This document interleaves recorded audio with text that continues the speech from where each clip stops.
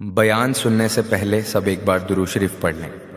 اعوذ باللہ من الشیطان الرجیم، بسم اللہ الرحمن الرحیم، اللہم صلی علی محمد وعلی آل محمد کما صلیت علی ابراہیم وعلی آل ابراہیم انک حمید مجید، اللہم بارک علی محمد وعلی آل محمد کما بارکت علی ابراہیم وعلی آل ابراہیم انک حمید مجید۔ بد دعائیں پیچھا کرتی ہیں، جس طرح دعا پیچھا کرتی ہے بد دعا بھی پیچھا کرتی، وہ پیچھے پیچھے چلتی ہے، وہ تاڑتی ہے۔ عتبہ نے میرے رسول پاک صلی اللہ علیہ وسلم کی بے ادبی کی، حضور علیہ السلام کے چہرہ انور پر اس نے معاذ اللہ ثم معاذ اللہ تھوکنے کی ناپاک جسارت کی۔ میرے حبیب نے دعا فرمائی، یا اللہ اللہم سلط علیہ قلب، اللہ اس پر درندہ مسلط کر دے۔ ابو لہب کا بیٹا تھا، رات کو جب سوتا تھا تو ابو لہب 2-4 بندوں کو معاوضہ دے کے کھڑا کرتا تھا کہ نیزے لے کے کھڑے ہو جاؤ، میرے بیٹے کے قریب کوئی نہ آئے۔ توجہ ہے آپ کی؟ نیزے لے کے کھڑے ہو جاؤ۔ لوگ کہتے تو انہیں نبی بھی نہیں مانتا اور بات ہر ایک مانتا ہے، پیغمبر بھی نہیں مانتا، تو ان کے جملے کہنے لگا میں مانوں نہ مانوں بات الگ ہے، لیکن میرا تجربہ ہے جو اس کے منہ سے نکل جاتا ہے وہ ہو جاتا ہے، جو ان کی زبان اطہر سے نکل جاتا ہے وہ۔ ایک سفر پہ جا رہے تھے، قیام کرنا تھا، سونا تھا، 4 پائیاں لگیں چاروں جانب، تو بیچ میں ابو لہب نے اپنے بیٹے کی 4 پائی لگائی، بیچ میں۔ جاگ رہے ہیں آپ لوگ؟ ارد گرد دوسرے لوگ سوئے، بیچ میں، اور لوگ کہنے لگے تو پاگل ہو گیا ہے، اگر کوئی شیر آئے گا تو باقیوں کو نہیں کاٹے گا، صرف اس کو کاٹے گا۔ کہنے لگا بد دعا تو اس کے لیے ہوئی ہے، دعائے ضرر تو اس کو ملی ہے، اسی پہ مسلط ہوگا۔ شیر آیا رات کے اندھیرے میں، لوگ تھکے ہوئے تھے، ایک بندہ جاگ رہا تھا، وہ کہتا اس نے سب کے منہ سونگے لیکن کسی کو اس نے تکلیف، کسی کو تکلیف، سونگتے سونگتے عتبہ تک آیا۔ اور لفظوں کا فرق دیکھیے گا، آیا ہے، چیرا ہے، پھاڑا ہے، ٹکڑے کیے، حصے بکھرے کیے، لیکن ایک بوٹی بھی نہیں کھائی، مار دیا، چہرہ بگاڑ دیا، وجود کاٹ دیا، چلا گیا قتل کر کے، کھایا نہیں ایک لقمہ بھی اس کے وجود۔ بھائی درندے پھاڑنے آتے ہیں کہ کھانے آتے ہیں؟ وہ کھایا نہیں، پھاڑ کے چلا گیا۔ تو لوگ سویرے پوچھنے لگے صحابہ سے کہ ماجرا کیا ہے؟ تو گویا صحابہ زبان حال سے کہہ رہے تھے گستاخ کا گوشت گندا ہوتا ہے، جانور بھی نہیں کھایا کرتے، گندا ہوتا ہے، یہ ہے میت کسی بے ادب کی، منہ دکھانے کے قابل نہیں ہے، ان کے دشمن پہ لعنت خدا کی، وہ رحم پانے کے قابل نہیں ہے۔ میرے رسول پاک صلی اللہ علیہ وسلم کی زبان اطہر سے اگر کبھی کسی شخص کے لیے ایسا جملہ نکل گیا تو پھر اس نے بھی اس کا پیچھا کیا، لیکن میرے حبیب نے دعائیں ہی دی ہیں۔ ام حرام، یہ بخاری کی حدیث ہے، ایک خاتون ہے رضی اللہ تعالیٰ عنہ، وہ کہتی ہیں ایک دن نا میں نے کہا یا رسول اللہ میرا دل کرتا ہے میرے گھر آئیں، تو حضور تشریف لائے تو بڑے تھکے ہوئے، محبوب سفر تھا، تو کہتے تھکے ہوئے تشریف لائے تو حضور آ کے بیٹھے ہی تو میں نے دیکھا کہ نیند کی طرف توجہ ہے حضور کی، کہتے میں نے تکیہ پیش کیا تو میں قربان جاؤں محبوب میرے گھر میں آرام کرنے لگے۔ کہتی ہم سارے نظارے دینے لگے، دیکھو ہم کتنے خوش قسمت ہیں کہ ہمارے بسترے بھی نور علی نور ہو گئے، ہمارا گھر بھی چمک گیا، روشنی پھیل گئی۔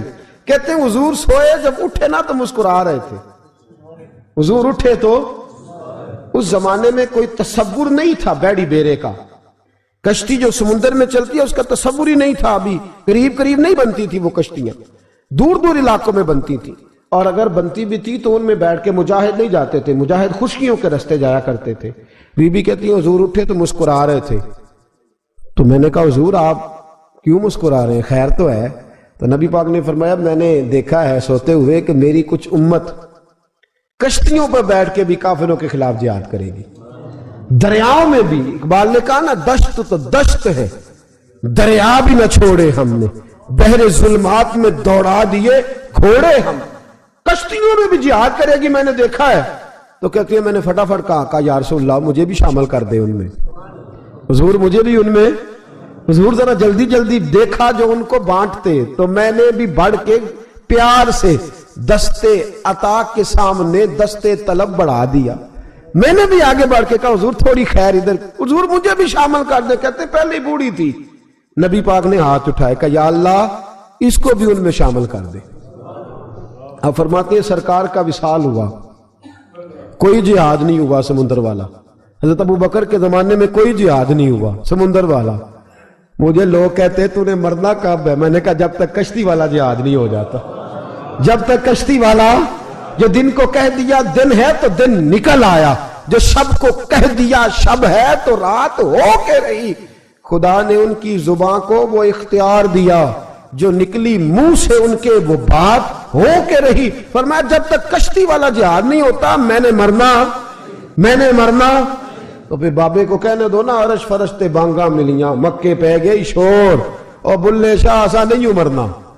गाली बुकी बुल्ले शाह ऐसा नहीं मरना है, मर गया ही कोई होर। ते वारस शाह कदों मर दे जिन्हां कीतियां नेक कमाइयां ने, बात ही खत्म कर दी। ओ कदों मर दे जिन्हां कीतियां नेक कमाइयां ने। हज़रत सुल्तान बाहू रहमतुल्लाह अलैह फरमाते कामिल पीर उन्हां दे बाहू, कबर जिन्हां दी जीवे। फरमाया मैं नहीं मरती।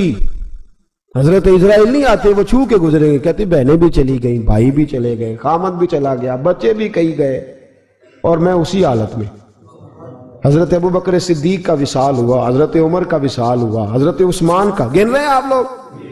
हजरत अबू बकर के 2.25 साल, हजरत सैयदना उमर फारूक के कमो बेश 10 साल, हजरत उस्मान गनी के तकरीबन 11-11.5 साल। कितना अरसा हो गया? कहती है कोई। फिर हजरत अली के 4.5 साल। बीबी कहती है मैं तरोताजा तंदुरुस्त की तंदुरुस्त लोग पे थे, हो बीबी तेरे साथ वाले सारे चले गए, तू कब जाएगी? तो मैं कहती साडे नबी दी जुबान, साडे नबी दी जुबान, साडे वास्ते कुरान, मैं कैसे जाऊं? अभी जिहाद ही नहीं हुआ। कहते हैं खुलफाए राशिदीन ने पर्दा किया, हजरत अमीर मुआविया का दौर आया, और हजरत अमीर मुआविया ने कस्तुनतुनिया के लिए जब मुजाहिद भेजे तो समुंदर का रास्ता था। कहती हैं जब सवारियां जाने लगी तो कहने लगे कुछ बीबियों की भी जरूरत है खाना पकाने के लिए। कहती है मैं हाथ भी खड़ा करती रही, दुरूद भी पढ़ती रही, और मोहम्मद की सदाकत पर शुक्र भी अदा करती रही। कहते मैंने हाथ खड़ा किया तो मुझे कुछ लोग कहने लगे बीबी तू सिलेक्ट हो जाएगी, तू तो बूढ़ी है। तो कहती है मैंने कहा सिलेक्ट हो क्या जाऊंगी, मुझे जाने वाले सिलेक्ट करके गए हैं, मुझे सिलेक्ट किया गया है। जिन्होंने जाहिरी पर्दा किया है ना, सिलेक्ट मुझे हुजूर ने दुआ कर दी थी, तो नबी पाक की दुआ। फरमाती हमने कश्ती में भी बैठी, जिहाद भी किया, और जिस दिन वो जिहाद खत्म हुआ हजरत उम्मे हराम का विसाल हो गया। तो लोगों से पूछते बीबी चली गई? कहने लगे हाँ, मुस्तफा का किया हुआ वादा जो पूरा हो गया है, मेरे महबूब ने जिसको दुआ दे दी, मेरे रसूल करीम ने जिसके लिए दुआ कर दी। दूसरा दर्जा वालिद का। अगरचे रसूल पाक अलैहिस्सलाम के वालिद गिरामी आपकी विलादत से कबल तशरीफ ले गए थे, लेकिन मेरे हबीब पाक अलैहिस्सलाम ने जनाब अबू तालिब के साथ जो रवैया रखा, और फिर हजरत अब्बास के साथ जो रवैया रखा, पता क्या हाल था? जब रसूल पाक अलैहिस्सलाम फरमाते गुर्बत थी तो मुझे जनाब अबू तालिब ने पाला। उनकी ज़ौजा हजरत फातिमा बिनते असद रदी अल्लाह ताला अन्हा जो जनाब अली मुर्तदा की वालदा है, फरमाते हैं कि उन्होंने मेरी बड़ी खिदमत की, मुझे घर में रखा, प्यार से रखा। मेरे वालिद और वालदा के विशाल के बाद, चचा के जाने, दादा के जाने के बाद चचा और चची ने पाला और इस घर को एक मुकम्मल माहौल फराहम किया। फिर एक वक्त आया कि जनाब अबू तालिब पे गुर्बत आई। नबी करीम सल्लल्लाहु अलैहि वसल्लम बकरियां चराने जाते थे और वहां से जो उजरत लेके आते थे सीधी लाके चचा की हथेली पे रखते थे, चचा की हथेली पे रखते, और फरमाते थे कि चचा आप अपने मसारफ के लिए इसको खर्च कर सकते हैं, ये आलम। और फिर चचा ने भी तो कमाल कर दी ना, फिर उस चचा ने भी तो कमाल कर दी ना। सारे लोग इकट्ठे होके आ गए ना हज़रत अबू तालिब के पास, और आके कहा कि जनाब अपने भतीजे को मना कीजिए वरना सारी बरादरी आपकी मुखालफत करेगी। हद हो गई, अब हद हो गई।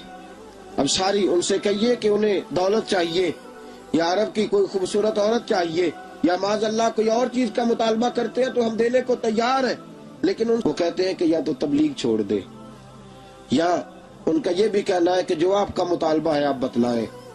حبیب پاک علیہ السلام نے فرمایا کہ اگر وہ میرے سیدھے ہاتھ پہ چاند رکھیں، دوسرے پہ سورج رکھیں، پھر بھی میں اللہ کی توحید کا اعلان کرتا ہی رہوں گا، میں تو اس دعوے سے باز نہیں آؤں گا۔ جناب ابو طالب نے کہا بھتیجے پھر میں بھی بوڑھا ہو گیا ہوں۔ توجہ ہے آپ کی؟ میری بات سمجھ میں آ رہی ہے؟ جس آدمی کا بڑا سہارا ہو نا، بڑا، وہ جب کہتا ہے نا نہیں، بندہ کی نا کچھ امیدیں وابستہ ہوتی ہیں کچھ لوگوں کے ساتھ، وہ ایک دو چار لوگوں کو کام کہتے ہیں، پھر انہیں پتا ہوتا ہے کہ فلاں آدمی سے میری امید وابستہ ہے، وہ کبھی نہیں جائے گا۔ جب ابو طالب نے کہا نا کہ میں پھر بوڑھا ہو گیا ہوں، تو اللہ کے حبیب اٹھے۔ حضور سید عالم صلی اللہ علیہ وسلم کی مقدس آنکھوں میں آنسو ہے، گویا حضور فرما رہے ہیں کہ چچا باپ کا الفت بھائی کی نہیں کرتا جائیداد کے تنازع میں جتنی بھتیجے اٹھ کے کرتے۔ جناب ابو طالب نے دیکھا کہ رسول پاک نے رخ پھیرا، آنکھوں میں آنسو ہے، اچھا چچا تیری مرضی، یہ لفظ کہے تو حضور کی آنکھیں بھر آئی۔ جناب ابو طالب بوڑھے آدمی تھے، اٹھے، پیچھے دوڑے، حضور کو کندھے سے پکڑا، کھینچ کے رخ اپنی طرف کیا، سینے سے لگایا اور کہا بھتیجے جا، جو تیرے دل میں آتا ہے کر، خوشی ہو یا غم ہو، کوئی ساتھ دے نہ دے، تیرا چاچا ہمیشہ تیرا ساتھ دیتا رہے گا، جا تجھے اجازت ہے، جو تیرے دل میں ہے۔ میرے دوستو، بحیثیت ایک سربراہ خاندان کے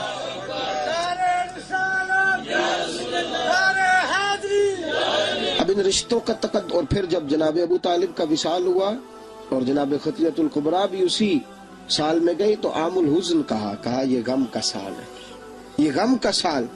رشتوں کا تقدس جو نبی پاک علیہ السلام کے آنے پہ قائم ہوا، قبل اس کے انسانیت اس سے آشنا نہ تھی۔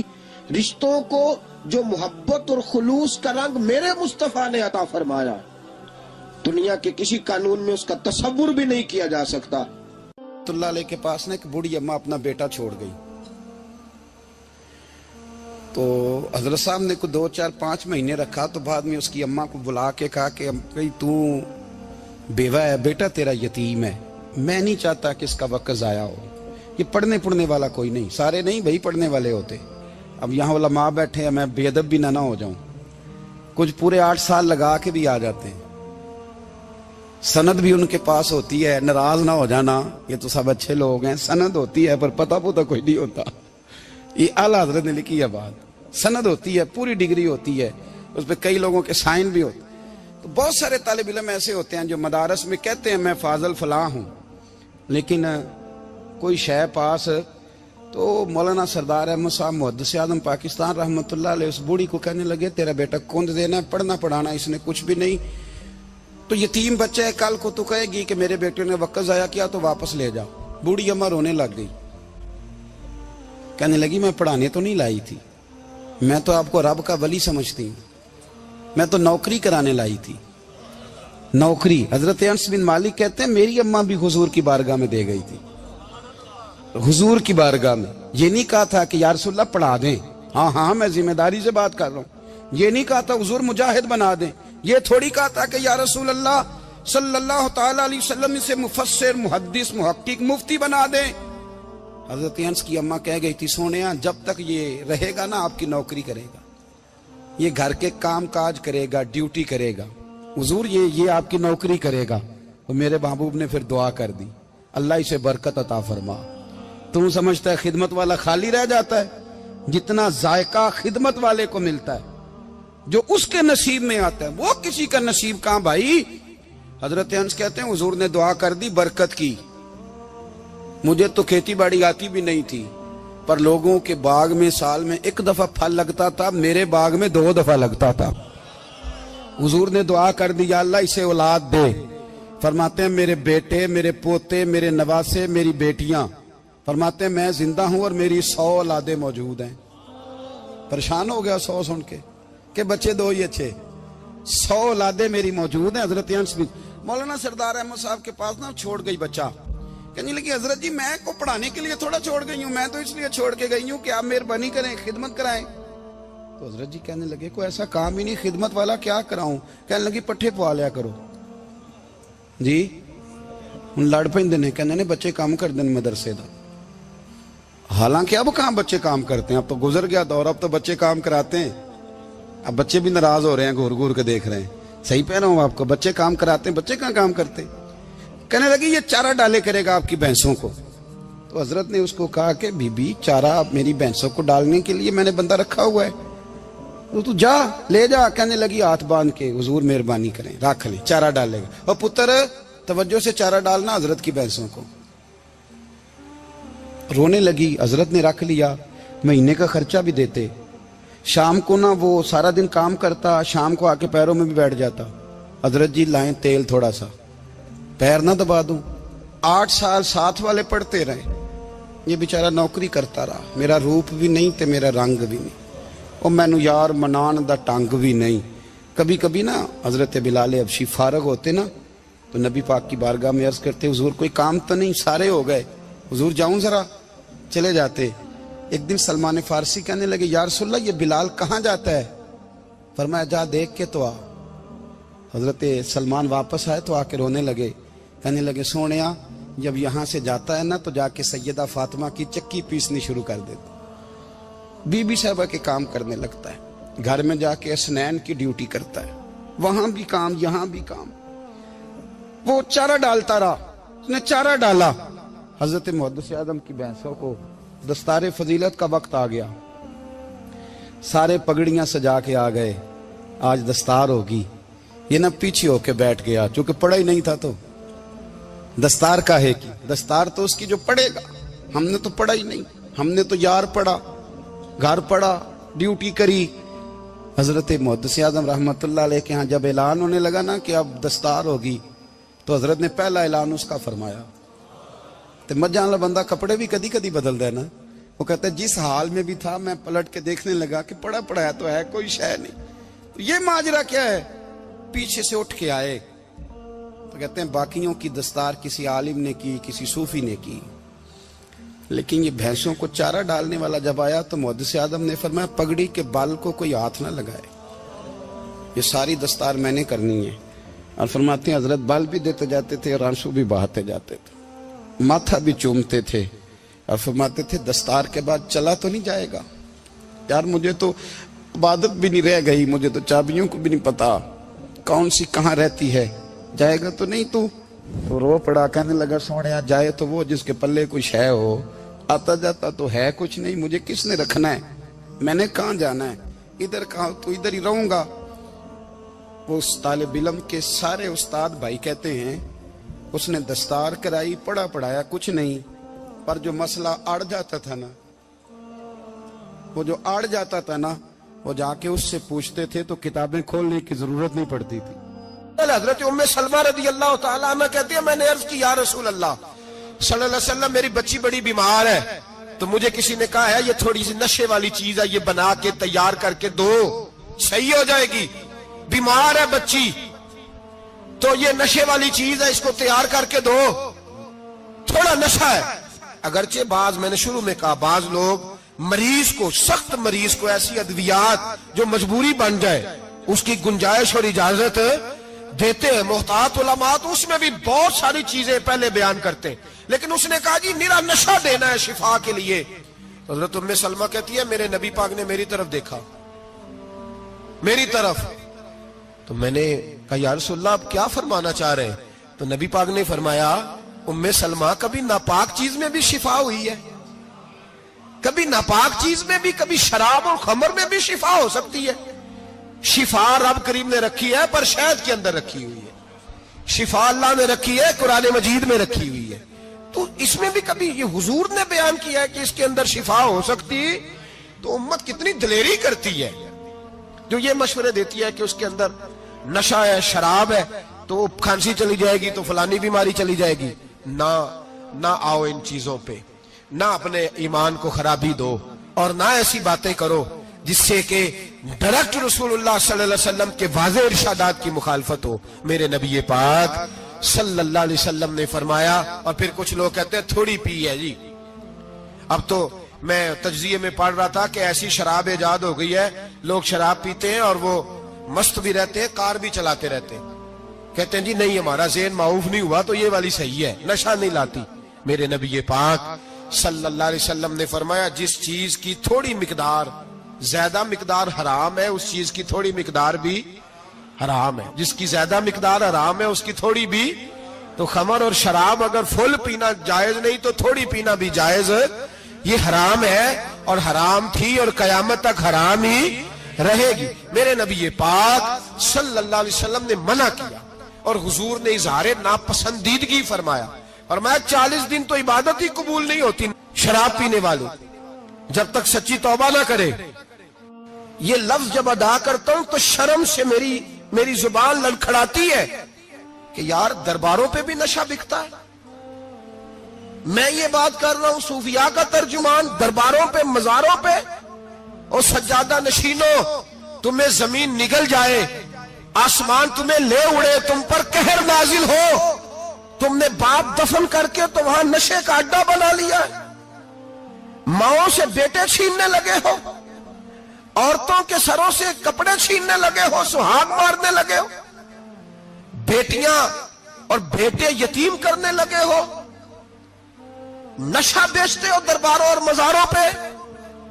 یہ تماشا لگ گیا. آپ کیسے کروں یہ بات پر کرنی پڑ رہی ہے مجبوری ہے. یہ مضمون مکمل نہیں ہو سکتا. بند کر دیں وہ دربار. ہمیں نہیں چاہیے جن درباروں پہ نشہ بکتا ہے. میں ذمہ داری سے کہہ رہا ہوں بات ریکارڈ ہو رہی ہے. جوتے کی نوک پہ وہ سجادہ نشین جو امت کو ڈرگز دیتا ہے وہ سجادہ نشین کا ڈیرا نہیں وہ گند کا اڈا ہے. وہاں سے فیض نہیں مل رہا. امت کی تباہی ہو رہی ہے. بتا دو پھیلا دو. اس کو اعتراض کرنا کرو. میرے رسول پاک سید عالم صلی اللہ تعالی علیہ وسلم کا دین ضروری ہے. کسی پیر کی سجادگی ضروری. بولیے سجادگی ضروری. بڑی ذمہ داری سے کہہ رہا ہوں اور نمائندگی کر رہا ہوں اپنی جماعت کی. نہ ہمارے بزرگوں نے کل اس کی حمایت کی تھی نہ آج کرتے ہیں نہ قیامت تک کریں گے. بند کر دے وہ دربار اور مزار. بزرگ دنیا میں یہ کام کرنے آئے تھے اور ہماری سوچ اتنی گر گئی ہے اتنے ہم کمزور ہو گئے. کہتے ہیں جب اس کو چڑھ جاتی ہے تو پھر بڑی معرفت کی باتیں سناتا ہے. تجھے شرم نہیں آئی ہے لفظ کہتے ہوئے؟ اب نشئی تجھے معرفت سکھائے گا. اب تو شرابی سے بھنگی چرسی سے دین سیکھے گا.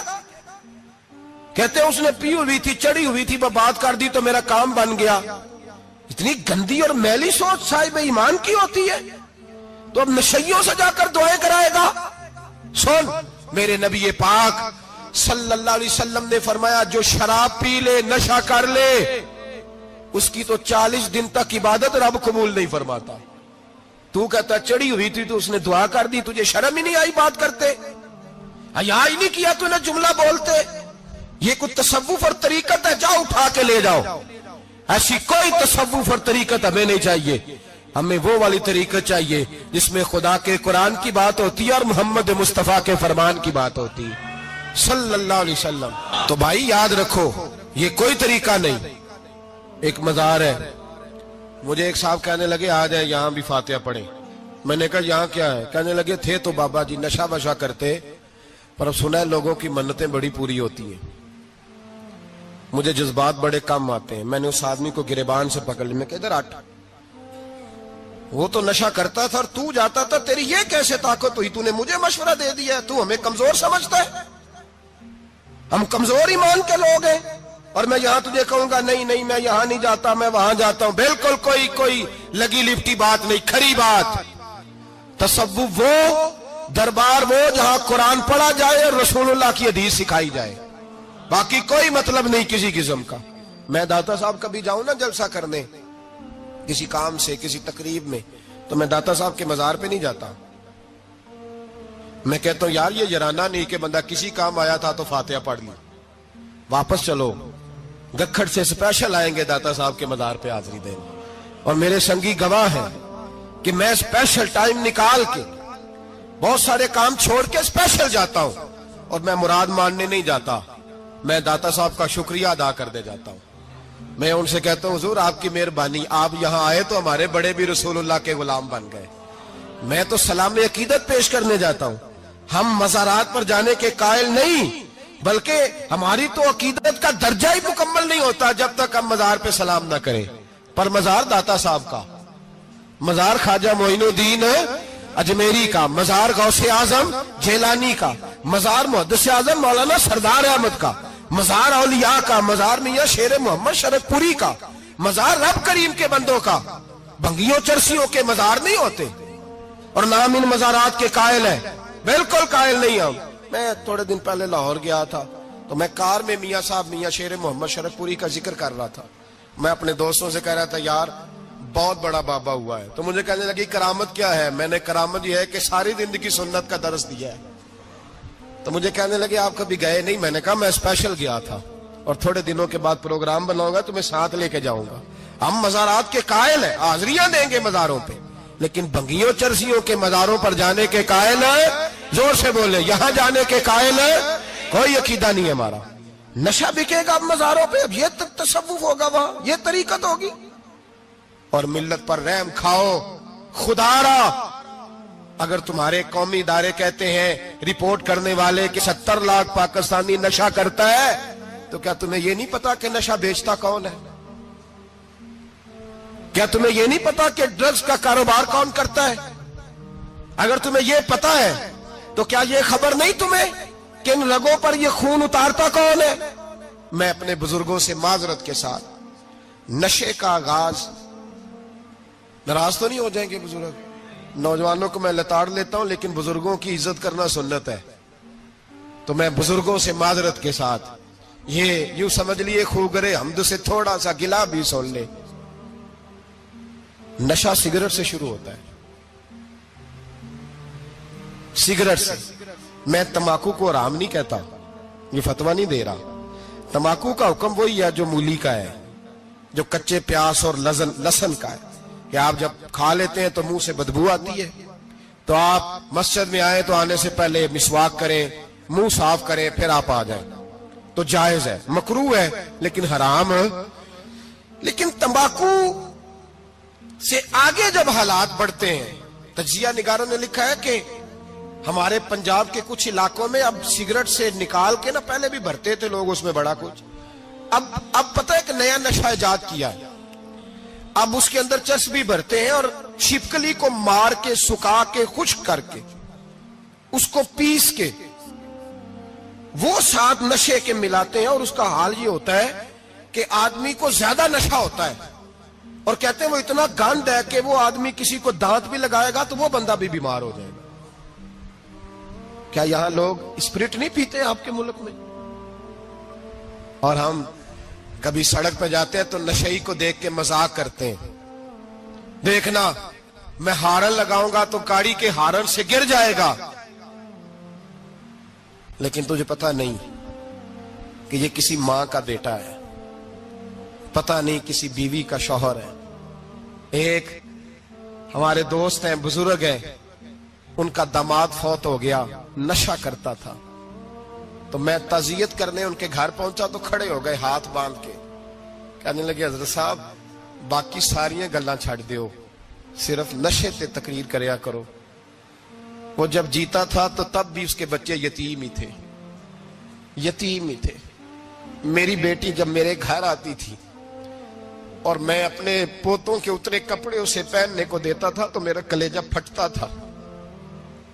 और मेरी बेटी उसकी जिंदगी में भी बेवा की जिंदगी गुजार रही थी, वो मेरी बहुओं के उतरे हुए कपड़े पहनती थी। कोई दुआ करो, कोई जलसे करो, ये लत खत्म हो जाए। और कहने लगा अब मेरे, वो चला तो गया है, दादा दादी इसके पहले कोई नहीं, चचा है कोई नहीं, जब तक तो मैं जिंदा हूं इन नवासों को कोई रोटी का लुकमा, कोई कपड़ा मिल जाएगा। लेकिन सोचता हूं मैं बूढ़ा हूं, मर गया तो इनको कोई पूछेगा भी नहीं, कौन इनकी खबर। इतना जुल्म इस कौम से, इतनी ज्यादती। और आराम से लिखकर लोग गुजर गए कि ये 70 लाख है, इनका दर्द तो समझो, तकलीफ तो समझो। 7 फुट का सोना जवान और नशे का आदी है तो किसी नाली में पड़ा हुआ है। और मैंने कहा उस कौम के साथ इससे बड़ा भयानक मजाक क्या होगा। कोई दानिशवर था बड़ा जालिम, उस जालिम से कोई मशवरा लेने आया, उसने आके कहा तू बड़ा जालिम है, बड़े कड़वे मशवरे देता है, मेरा एक दुश्मन है, मैं उससे बदला लेना चाहता हूं, मेरा दिल करता है उसका बच्चा कत्ल कर दूं ताकि वो तड़पे। तो تو ظالم نے کہا اسے قتل نہ کر، وہ تو اس کا باپ 2-4 مہینے رو کے چپ کر جائے گا، پھر میں سخت سزا دینا چاہتا ہوں، مشورہ دے۔ تو اس نے کہا اس کے بچے کو نشے پہ لگا دے، جس کا بچہ نشہ کرے گا وہ باپ روز مرے گا، روز جیے گا، وہ ماں روز مرے جیے گی، نشے پہ لگا دے۔ اس قوم کے ساتھ سب سے بڑا ظلم یہ ہوا کہ ملت کا جوان نشے پہ لگ گیا، ڈرگز پہ لگ گیا، اتنے تباہ حالات ہوئے کہ جوان چڑھتی جوانیاں، اماں نے کتاب دے کے بھیجا تھا اور کالج سے واپس آئے تو نشے کے ٹیکے ہاتھوں میں پکڑے ہوئے، ٹیکے۔ اور آپ کے اس ملک کے اسلام آباد میں ایک دن میڈیا نے وہ خبر بھی وائرل کی اور وہ چیز بھی دکھائی لوگوں کو، 3 مہینے کا بچہ لے کے نشئی سڑک پہ آ گیا، اس نے کہا میرا نشہ ختم ہو گیا، میرا بچہ خرید لو، 2 پڑیاں دے دو۔ تو وہاں بیبیاں جو سن رہی تھی وہ بھی چیخیں مار کے رو رہی تھی۔ یہ ظلم کیا اس قوم کے ساتھ، اور کرپشن کی لعنت نے اجازت دی سپلائی کرنے والوں کو کہ گلی گلی بیچے، گلی گلی۔ انہوں نے کچھ تھوڑا ظلم نہیں کیا ان حکمرانوں نے، اور ہماری اپوزیشن اس کو نہ صرف اتنا پتا ہے کہ یہ جائیں اور ہم آئیں۔ بسم اللہ الرحمن الرحیم اللہم صلی علی محمد وعلی آل محمد کما صلیت علی ابراہیم وعلی آل ابراہیم انک حمید مجید اللہم بارک علی محمد وعلی آل محمد کما بارکت علی ابراہیم وعلی آل ابراہیم انک حمید مجید۔